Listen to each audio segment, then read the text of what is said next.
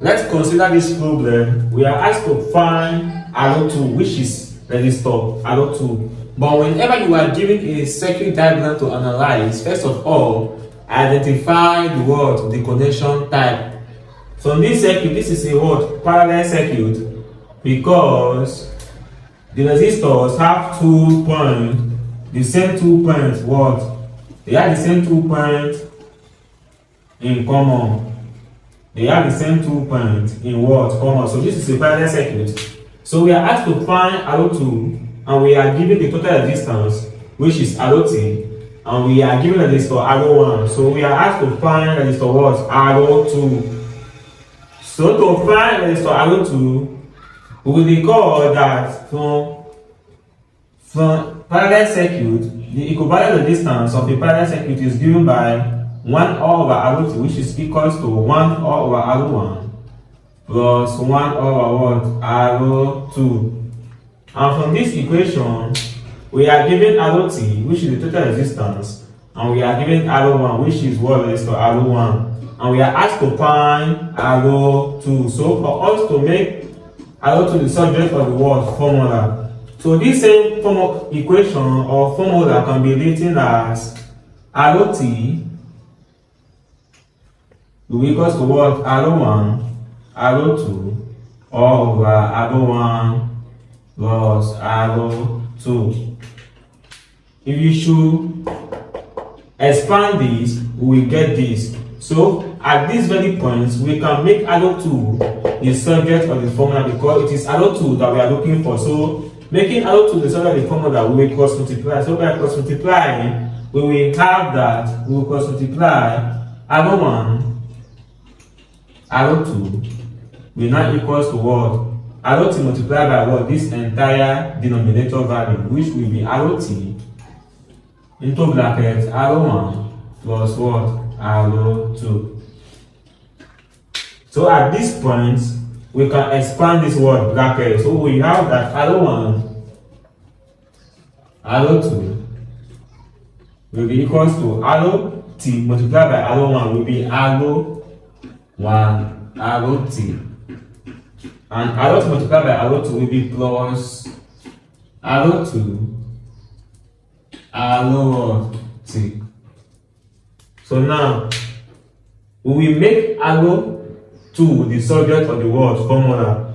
So by making RO2 the subject of the formula, if this plus RO2 cause this equality sign, it will change to what? Minus. So we have that RO1 RO2, which is this, minus RO2 ROT, which will be equals to what? RO1 ROT, which is this.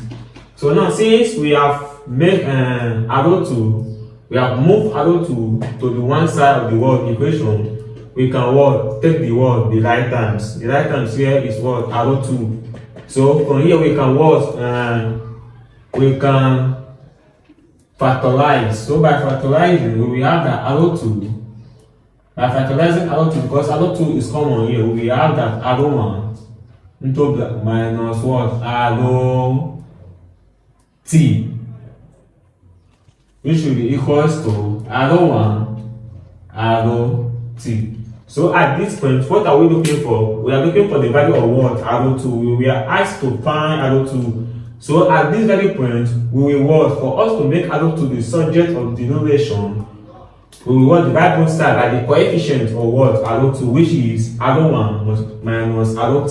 So by dividing both sides by RO1 minus ROT, and by dividing this other side by RO1 minus ROT. So this will take away this.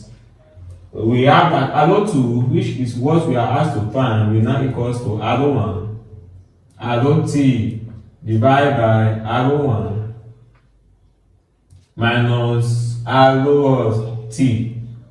So at this point, we can substitute the given values into this word equation. So we have that. So it will be equals to RO1 is what? It's 11 kilo ohms, which is 11 kilo ohms multiplied by what? ROT, which is 8 kilo ohms. 8 kilo ohms all over other one is what? 11 kilo ohms. 11 kilo ohms minus what? ROT, which is 8 kilo ohms. And RO2, which is what we are asked to find, will now equals to 11 multiplied by 8 is what? 88. It will be 88 what? Kilo ohms. And 11 minus 8, it will be what? 3 kilo ohms. Are you seeing?